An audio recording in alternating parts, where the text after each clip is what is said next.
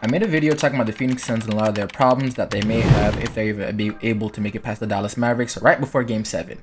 And what do you know? They didn't, and a lot of those problems got highlighted. One of them being the problem with Deandre Ayton, so let's talk about it. But before we get started, I'm off B. I've been making content for the past year and a half, but these playoffs so far is where I've been really picking up some traction, as a lot of people seem to have been enjoying these videos. So if you're one of those people and you want to enjoy more of my content throughout the rest of these playoffs and the summer, or from here on out, please hit that like button, hit that subscribe button. I'd love if you join.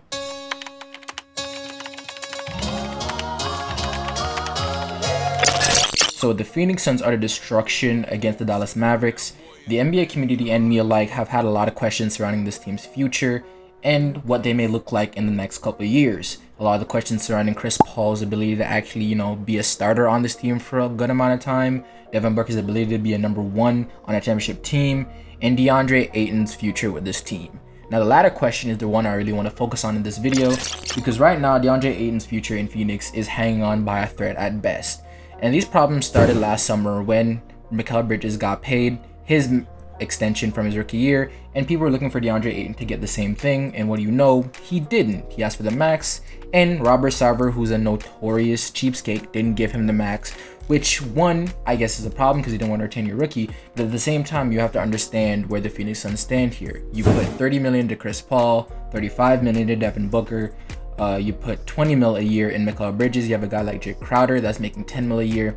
You just have a lot of money going a lot of ways, and to give the max contract to push yourself over the luxury tax, I think they're going to be paying $30 million in luxury tax. If they pay DeAndre Ayton, you would really be putting yourself in a very precarious position, because you wouldn't be able to really get any free agents or make any good, trades to get a superstar if this guy doesn't pan out, and he's shown that he has some holes in his game and he needs to work on. But throughout the regular season, with the Phoenix Suns absolutely gutting teams in the NBA, DeAndre Ayton has shown a level of growth in his ability not only to be a scorer, but a defensive presence a little bit. That was the main issue in the finals against the Milwaukee Bucks. DeAndre Ayton was not a presence at all at the rim to even deter Giannis, and right now that seemed to be the problem going into these playoffs, because against the Dallas Mavericks, he was not a deterrent for anyone at the rim, especially Luka Doncic. And a lot of those issues aren't even from his ability. He has the ability to be that good as a defender. He just wasn't putting the effort because he looked like he was completely disengaged from this team at all. He wasn't getting the touch he wanted, so he was just not really engaged on the end. And per Skip Bayless and Lil Wayne, that's the word relationship, but per Skip Bayless and Lil Wayne, DeAndre Ayton got pulled out by Monty Williams, and Monty Williams straight up just told DeAndre Ayton to his face, "You quit on us."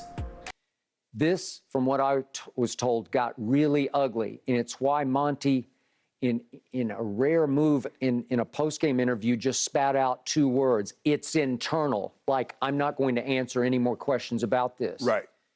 But from what our man Lil Wayne told me, he was sitting across, and I think he either heard it or could lip read. Monty got so upset with Ayton that he said, "You freaking quit on us." After that, were reports coming out that DeAndre Ayton is looking to go to a different team so he can be the focal point of that roster of another team, and that he's just not happy in Phoenix, especially with them not giving him his money. It brings in a lot of questions of what this Phoenix Suns future really does look like. Because what was this team supposed to be? Was they supposed to be able to win a championship with Chris Paul, which they almost had a chance to last year, and then Devin Booker and DeAndre Ayton would usher in the next version of Shaq and Kobe for this team and bring them into a new era where they didn't need Chris Paul. And what do you know? That didn't happen. This team got exposed in a lot of ways, and they showed that, well, DeAndre Ayton seems to not want his own team. And as a #1 pick, and I understand that he does want his own roster, he's still not at the level to really be asking that, especially with how low effort he's been putting in. He's getting to that Andrew Wiggins territory where he just seems like he probably won't reach that level. Ever since he came in the NBA, the first thing he said was, what's the first thing you look forward to playing in the NBA? Signing that rookie extension. And while it's not a problem that he wants to get paid in the NBA, that's his job, and you'd want to get compensated for how well you play. When you don't play up the level of a max player, yet you want max money, and you've shown no real fervor to really expand your game to the point where this team needs you in a lot of ways, like on the defensive end, it makes it really hard for a team to look at you and hand you over $150 million. This is the same mistake that the Timberwolves made with Andrew Wiggins, and this is a mistake that I think the Phoenix Suns do not want to take on DeAndre Ayton. And right now, DeAndre Ayton, while he still has the talent to be an extremely good player in this NBA, actually, I think he has the talent to be a top 5 player. people don't know if he has the motor and the will to actually push himself to get to that point in his career. Now for the Phoenix Suns, on the other side, it's very hard to find a center as talented as Deandre Ayton is. A very soft touch in the lane, very good finisher around the rim, a pretty decent lob threat for CP3, and has been able to show he has some type of resemblance in the post to get his own bucket, and has a nice little midi jumper that he's been working on that's slowly been getting more comfortable.